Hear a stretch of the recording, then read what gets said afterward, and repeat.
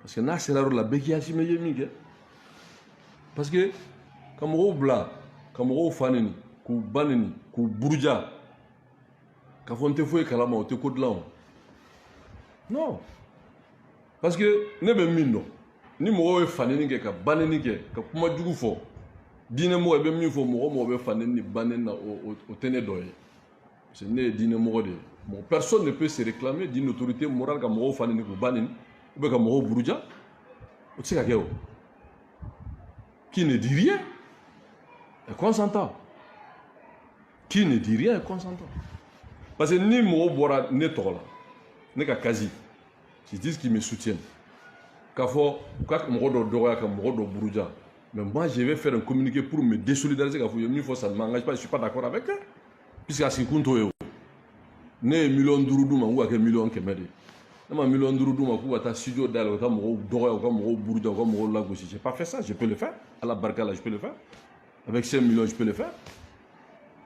Mais moi, je suis warde, de me souvenir que bara sur le canne face là, d'en faire un projet.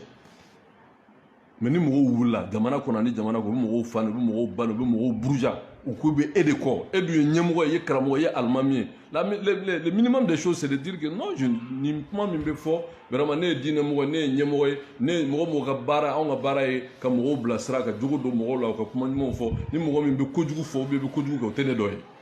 En ce moment, c'est clair. Moi, pendant 5 ans, j'étais porte-parole de l'imam au Conseil islamique. D'autres de la gagné, non. Même aujourd'hui,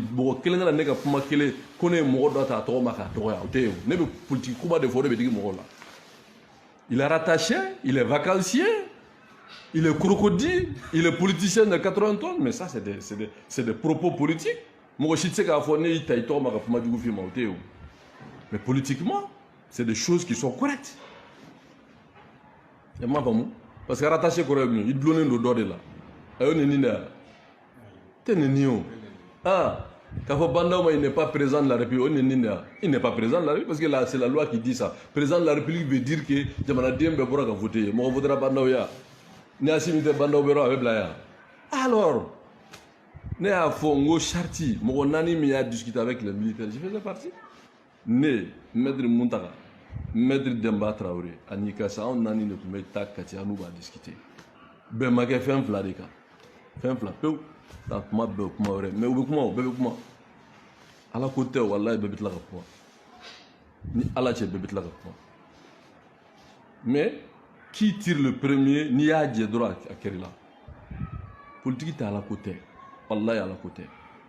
Billah est à la côté. Mais on ne va pas nous pousser à la faute et on ne va pas aussi s'auto-détruire. Non. Parce que argument contre argument. Au-dedans, nous avons beaucoup de Buruja, de Doya, de Lagosi. Mais on est là pour mais au-delà de là, nous on sait même moi qui fait, au lieu qui dit que fait ni, n'ala fait noyer et qui dit ala ka yi dɛmɛ sababu ɲuman na i ni masaw fara cogo ka ɲɛ i ka maakɔrɔbaw bonya i k'i seko kɛ diinɛ ko la i k'i ka ko sɛbɛ ala la o y'a diinɛ yɔrɔ ye mais a politique yɔrɔ o ye jamana ko ye maintenant le peuple apprécie